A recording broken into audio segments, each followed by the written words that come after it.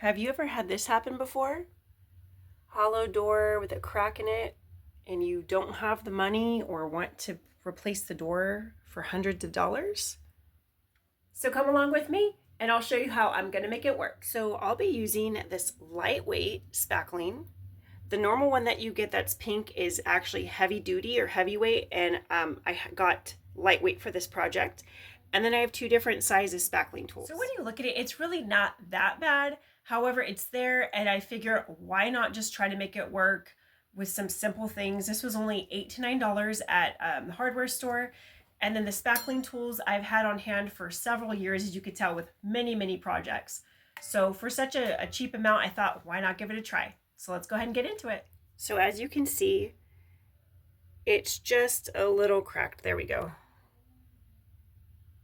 So the goal here is just to kind of cover that crack up. It's not going to be perfect, but we're going to make it look a lot better. So I just opened my spackling, and there it is. It looks like fluffy whipped cream. I'm going to start with my smaller of the two spackling tools, and I'm just going to start smearing it on. So my first priority is to fill in the little gap right there. That's why I'm using the smaller of the two tools.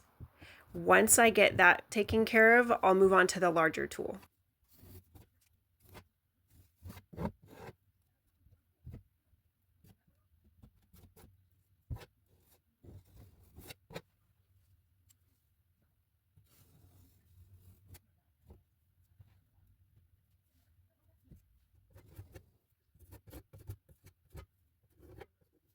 In the corner, I just used my finger because it's a really tricky area.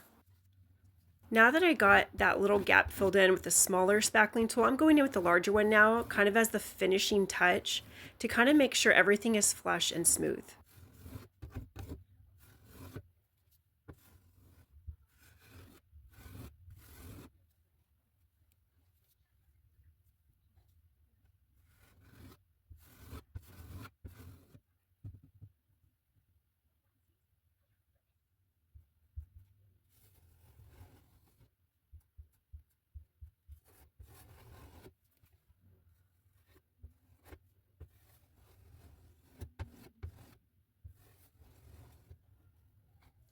So it's been about 20-25 minutes, and I just feel like doing a little more not skim coat, a little more spackling, just a light layer.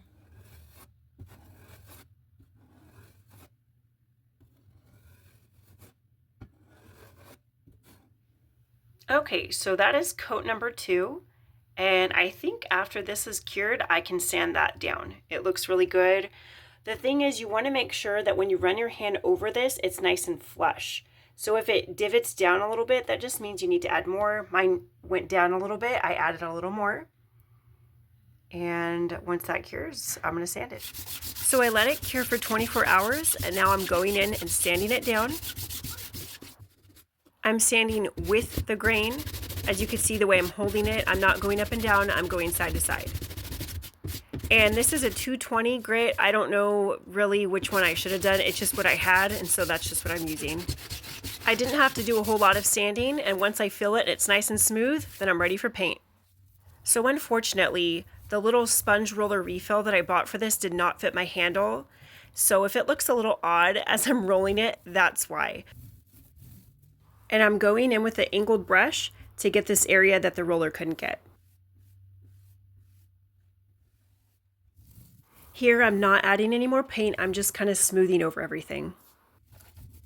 Once that dries, you can go ahead and get another coat of paint on there. We're done. It is not perfect, okay? I'm going to zoom in and you're going to see it's not perfect. Obviously, because it was messed up with a crack, but unless you get new, it's not going to be perfect again. But I mean, if you stand back and look, you would never know that was there, right? Let me remind you of what it looked like before. And here it is after. Okay, everyone, so I'm going to go ahead and end it there. I hope this was helpful, and I hope it shows you that you don't have to stick with an icky looking door. You don't have to buy a brand new door for a lot of money. Just a quick fix, okay? It's not perfect. That's not what we're looking for. We're just looking for something to look better and to work with what we've got, right? So anyways, I hope we'll see you in the next one. Bye.